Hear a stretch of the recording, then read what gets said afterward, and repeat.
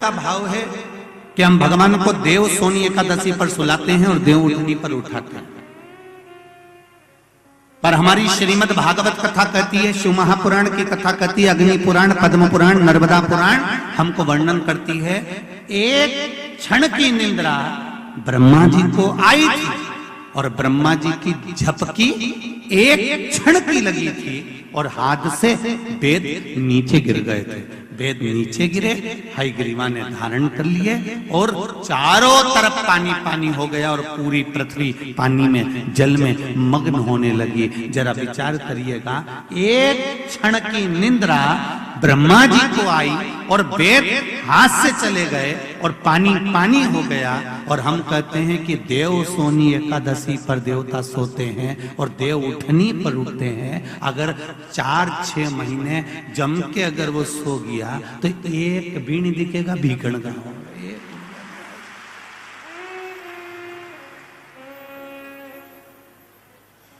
एक नहीं दिखने वाला। फिर तो लोग कहेंगे सियोर कहां गया और भीखण गांव कहां गया। महाराज ये उसकी कृपा बिना नहीं मिल सकता।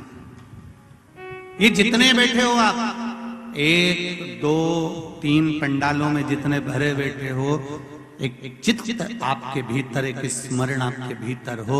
माता सती कुंभज बाबा के सामने बैठकर कथा सुनी थी। उसने मन में सोच लिया था कि मेरा जीवन बेकार है। अगर मैं विवाह करने के बाद अगर यहाँ पर आकर बैठ गई हूँ, मेरा पति मुझे कहीं लेकर नहीं गए, कथा में लाकर बिठा दिया, तो ये निश्चित था है। अगर वो मन में लेकर बैठी थी कि शरीर में आग लग जाए तो अच्छा, तो वो शरीर जलना पड़ा।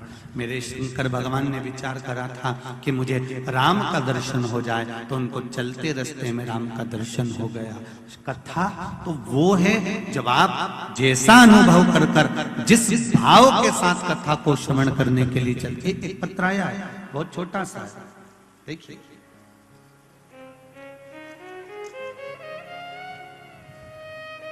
से जितने भी बीकन गांव के लोग कथा सुन रहे हैं या जितने भी श्रोता भाई बहन कथा सुनने के लिए बाहर से आए हैं, आप लोगों से एक निवेदन जरूर करूंगा कि दिल से कथा सुनना।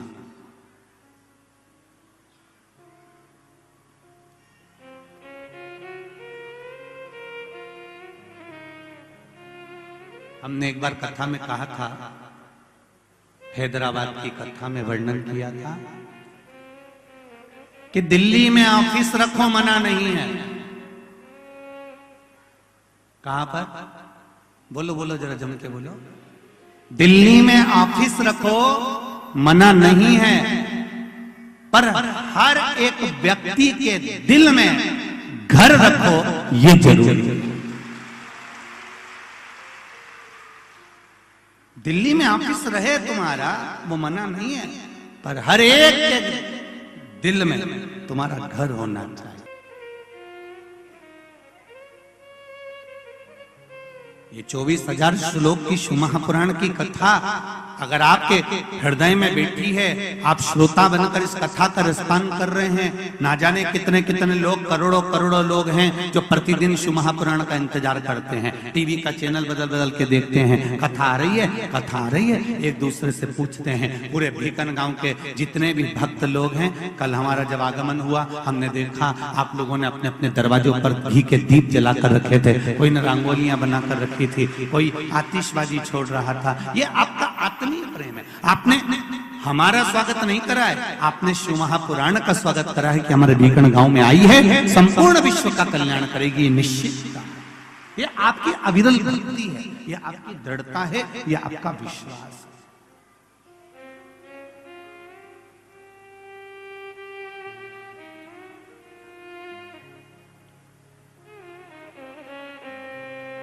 और क्या मिलेगा इस कथा के बाद में, ये तो मेरा वो दानी ही जाने।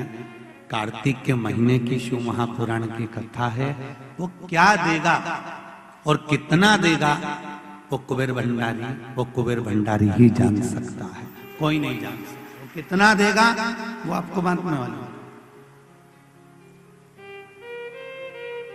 मिला है मौका,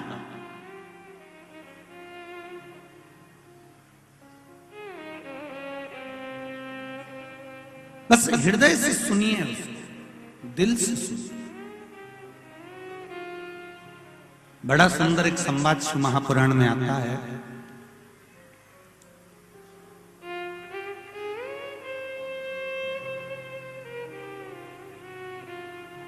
बिंदु और चंचुला का जो संवाद शिव महापुराण के अंतर्गत आया है। एक संवाद देवराज नाम के ब्राह्मण का भी है। एक अंदाजा लगाइए अपनी जिंदगी में, आप लोगों ने भी टीवी पर शिव महापुराण की कथा सुनी होगी और श्रवण कर भी रहे हैं, तो एक अंदाजा लगा कर रखना।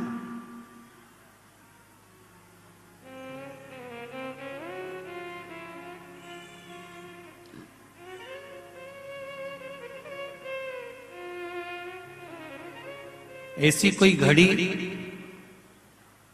ऐसा कोई पल, ऐसा कोई नक्षत्र, ऐसा कोई समय, ऐसी कोई घड़ी, ऐसा कोई समय, ऐसा कोई पल, ऐसा कोई नक्षत्र और ऐसा कोई समय आपके स्मरण में हो तो जरूर बताना कि जिस समय पर भगवान तुम्हारे साथ में नहीं होता।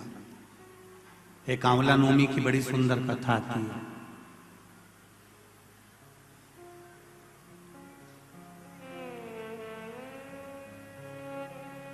जिसको अक्षय नवमी भी कहते हैं। कब है?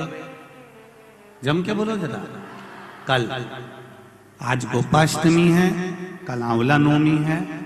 और आप सबसे निवेदन करूंगा कि आंवला नवमी के दिन शाम के समय पर आंवले के वृक्ष के नीचे घी का दिया लगाकर कनक धारा स्तोत्र का पाठ अवश्य करें। नहीं आता हो तो मोबाइल पे उसको सुने, पर एक बार आंवला नवमी के दिन आंवले के वृक्ष के नीचे कनक धारा स्तोत्र का पाठ चाहे संस्कृत में चाहे हिंदी में करना चाहिए। उससे साल भर लक्ष्मी की कमी नहीं आती और आनंद का अनुभव करो। एक कितना सुंदर संवाद यहां पर लिखा हुआ है। देव उठनी एकादशी के दिन भगवान उठेंगे और देव उठनी एकादशी के दिन भगवान उठकर अपना कार्यभार भगवान शंकर जी से लेंगे। उससे पहले ऐसा नहीं है कि केवल देव उठनी एकादशी पर भगवान उठेंगे।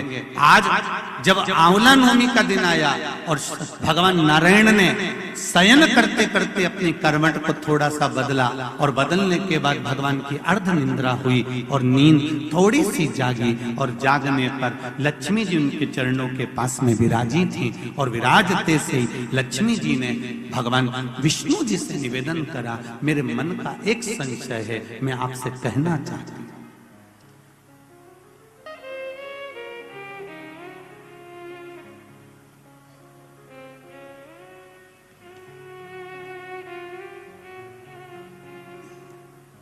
ये हमारे मन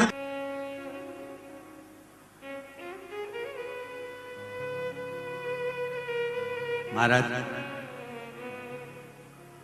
ये सोने की तो भगवान की लीला है।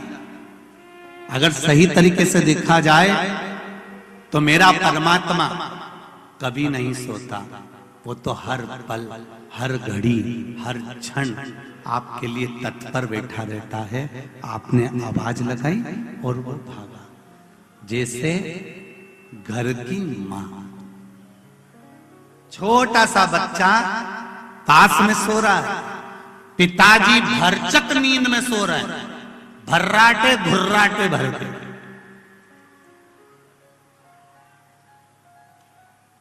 पिताजी को कोई मतलब नहीं, वो तो बस दुकान से आया ने उन्हें पूरा दुकान की गिराकी करी ने, सटर मटर गिरा के आया ने, रोटी मोटी जीनी, दो चार गप्पे हमारे दोस्तों के साथ घूम फिर के आया ने, पसरी गया, सोया। और वो सोया और सोते ही फिर तो रात भर जम के सोया ने, सवेरे उसकी नींद खुली।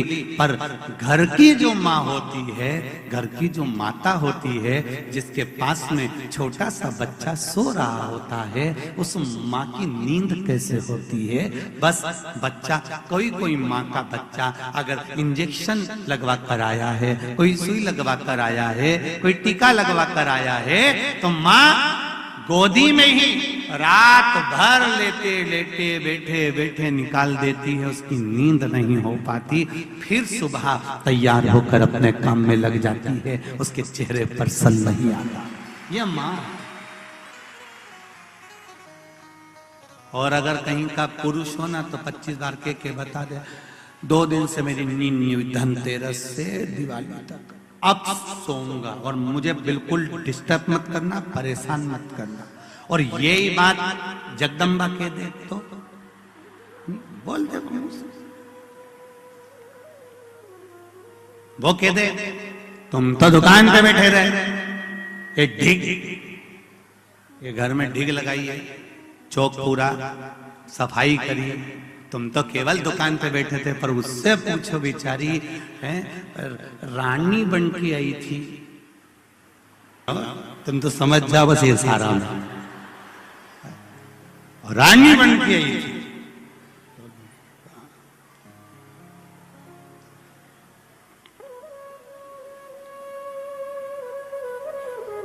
करवा चौथ पे कितनी सुंदर तैयार हुई थी, और धनतेरस के एक दिन पहले इसको देख लो, बस उतना में समझ जाओ।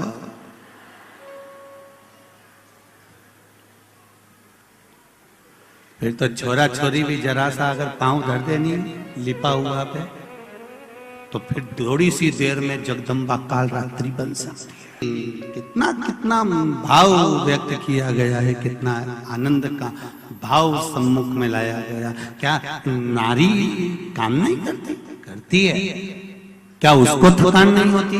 होती है, तुमसे ज्यादा होती है। उसके बाद भी रात को 10-11 बजे तक सफाई कर कर फिर सोना, सवेरे फिर जल्दी उठना, फिर त्योहार का भोजन की तैयारी करना, फिर काम में लग जाना। बस घर की जो माँ होती है उसी तरह मेरा परमात्मा होता है, कभी नहीं सोता, वो जागता रहता है। वो परमात्मा।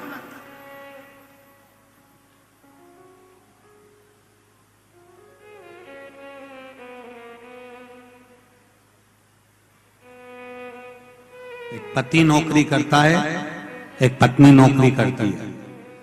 पति नौकरी कर कर आएगा, बैग पटकेगा, सोफे पर पांव रखकर बैठ जाएगा, टीवी चालू करेगा, मोबाइल पर व्हाट्सएप चलाएगा और आवाज लगाकर बोलेगा चाय ला कर दो। पत्नी जाएगी, चाय ला कर देगी, बच्चों का इंतजार करेगी। वो भी नौकरी से आई है, तुम भी नौकरी से आए हो। वो भी सुबह की गई थी, तुम भी सुबह के गए थे, पर तुम्हारे चेहरे पर सल आ गए, पर उसके चेहरे पर सल नहीं आया, क्योंकि उसको अपने बच्चों का और पति का पेट भरना है, इसलिए वो रसोई घर में चल जाएगी। ऑफिस से आने के बाद, नौकरी करके आने के बाद वो फिर वापिस अपने घर में, यहाँ पर ये पुलिस कर्मी लगे हुए हैं, यहाँ पर माता चिकित्सालय वाले भी लगे हुए हैं, सिस्टर भी बैठी हुई हैं, लेडी पुलिस भी बैठी हुई हैं। मैं कहूंगा कि एक पुलिसमैन से भी कहूंगा, एक डॉक्टर से भी कहूंगा, आप ऑफिस से आते हो बैठते हो, पर वो भी तो कहीं किसी ऑफिस से आकर, वो भी तो आने के बाद, बैग रखने के बाद, सामान रखने के बाद तुरंत रसोई घर में चली जाती है। बस इतना सा निवेदन है, जैसे मेरे शंकर अपनी पार्वती की दशा को समझते थे, पार्वती शिव की दशा को समझती थी, इसलिए शंकर और पार्वती को शिव शक्ति कहा जाता है। ऐसी दशा हमें अपने परिवार में समझना चाहिए, तो कभी परिवार में विवाद नहीं हो सकता, प्रेम बढ़ता चाहिए। उस परिवार में कभी विवाद नहीं हो सकता। हमने अगर शंकर भगवान की पूजन करी, आराधना करी है, उनका स्मरण करा है, तो उस परिवार का स्मरण करो कि शिव परिवार में ऐसा है क्या कि दोनों में बस केवल आत्मीय प्रेमता का भाव दर्शाया जाता है।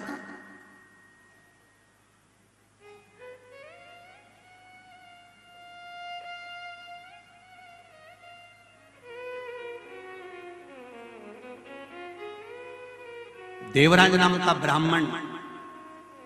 ब्राह्मण के घर में जन्म लिया, ब्राह्मण कुल में जन्म लिया, पर गलत संगत में पड़ गया था। केवल पत्नी भी अच्छी थी, बच्चे भी अच्छे थे, कुटुंब भी अच्छा था, सारा ठाट बाट सब कुछ अच्छा था, और ऐसा नहीं है कि भगवान किसी का पेट नहीं भरता, भगवान भरता है। आंवला नवमी की कथा कहती है, आंवला नवमी का स्मरण करता है कि भगवान नारायण कर्मठ बदले। तो माता लक्ष्मी जी ने पूछ लिया, प्रभु निंद्रा से जाग गए हो क्या?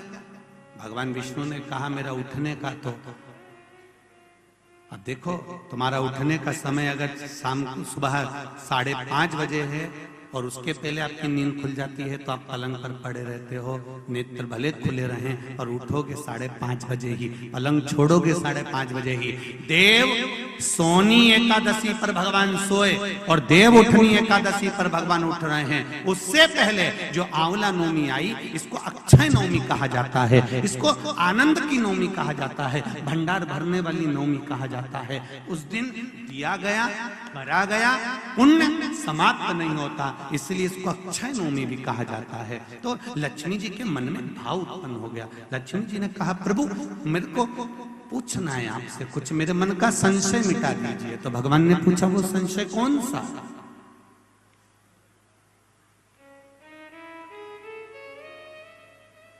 क्या संशय है आपका?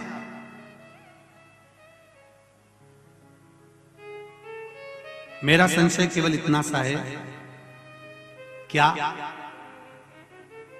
सोने से पहले आपने भगवान शंकर को पूरी सृष्टि का भार दिया था? क्या शंकर भगवान पूरी सृष्टि को सही से चला रहे हैं? आपको ज्ञात है? भगवान विष्णु बोले हाँ,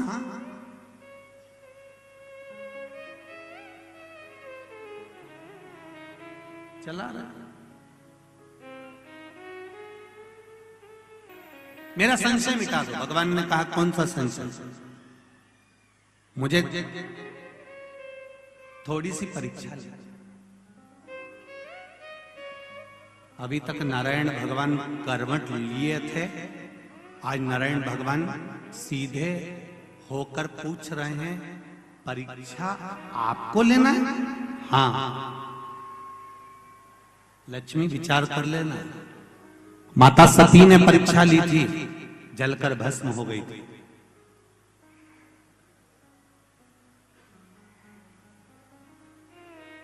माता ज्योति ने परीक्षा ली थी, ज्योत के रूप में जलती रही थी।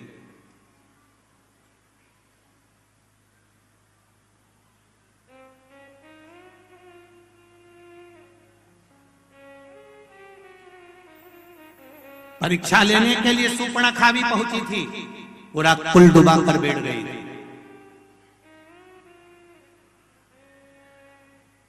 फिर विचार कर ले लक्ष्मी, परीक्षा लेना सरल है पर परीक्षा का रिजल्ट बड़ा कठिन है। लक्ष्मी जी बोली नहीं नहीं, मेरे को तो बस केवल एक परीक्षा लेना है, क्या भगवान शिव पूरी सृष्टि के भार को सहज अच्छे से संभाल रहा है? तो नारायण ने बोला लक्ष्मी तुम्हारे मन में क्या शंकर भगवान के प्रति भेद उत्पन्न हो रहा है? शिव जी के प्रति भेद उत्पन्न हो रहा है? मेरा एक निवेदन भीकन गांव की धरा से संपूर्ण श्रोता भाइयों से निवेदन है, शंकर भगवान पर कभी भेद उत्पन्न मत करना। क्या शिव जी को जल